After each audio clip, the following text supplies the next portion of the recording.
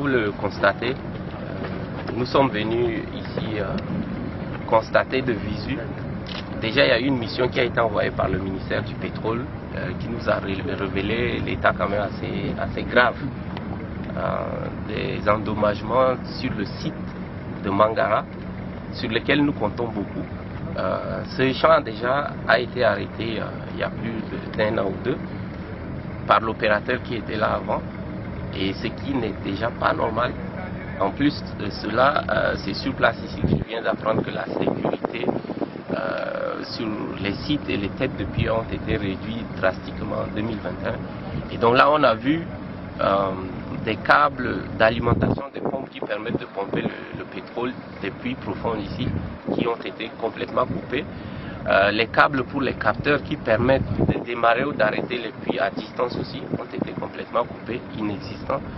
Donc ça demande beaucoup de travail, alors que vous vous rappelez, lorsque le PCMT était venu à Moundou, l'une des 6 doléances qui ont été présentées au président de la République, c'était l'alimentation de la ville en électricité.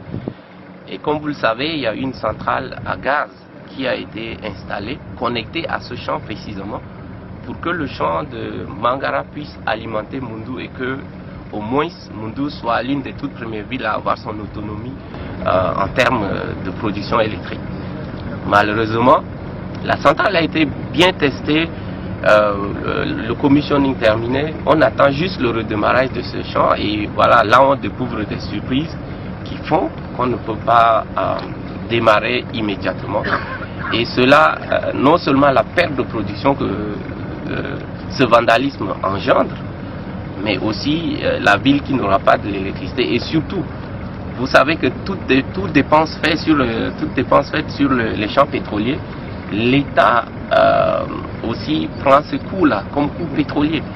Donc c'est un manque à gagner. Un travail, on a déjà payé, c'est comme là, on va repayer une deuxième fois pour redémarrer ce champ.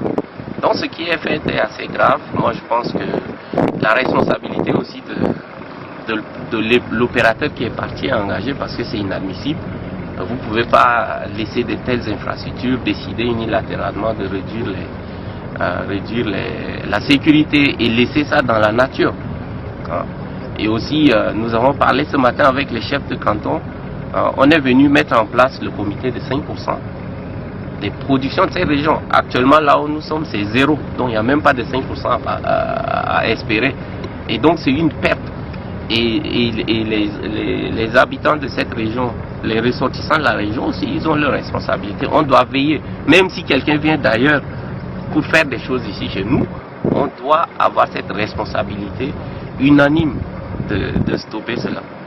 Donc voilà ce que je peux dire par rapport au constat, que voilà, je ne suis pas le seul à le faire.